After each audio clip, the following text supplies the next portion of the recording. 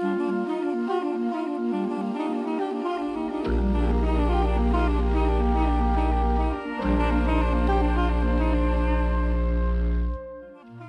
un véritable conte de Noël, plein d'humour et de péripéties en cascade. Martin Ladouceur, dit Ladouce, revient à Montréal en cette veille de Noël pour retrouver le club de hockey de ses débuts. Mais voilà, sa réputation sulfureuse le poursuit et l'accueil qui lui est réservé est plutôt glacé. Il se retrouve le seul client d'un palace qui se souvient encore de ses dernières frasques. En voulant renouer avec son passé, il va se retrouver confronté avec l'une de ses plus grandes craintes, prendre en charge un enfant. Pour son second roman, l'auteur réussit un récit fort attachant avec des personnages secondaires truculents.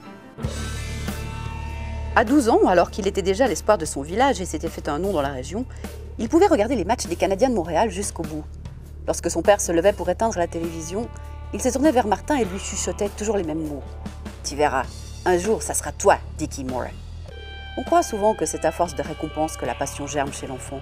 Alors pour l'attiser, ceux qui doivent montrer le chemin mettent un point d'honneur à la nourrir.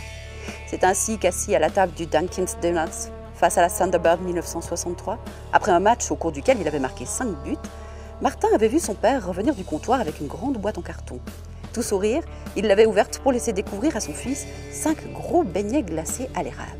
Maintenant, autant de beignets que de buts.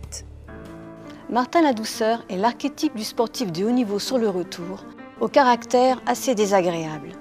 Sa rencontre inattendue avec un petit garçon au caractère bien trempé va le mettre face à ses contradictions et le forcer à revoir toutes ses certitudes. On se demande jusqu'où cette folle nuit va l'entraîner et on s'amuse de ses déboires avec jubilation. Enfin un roman réjouissant où le bonheur est dans l'ordre du possible.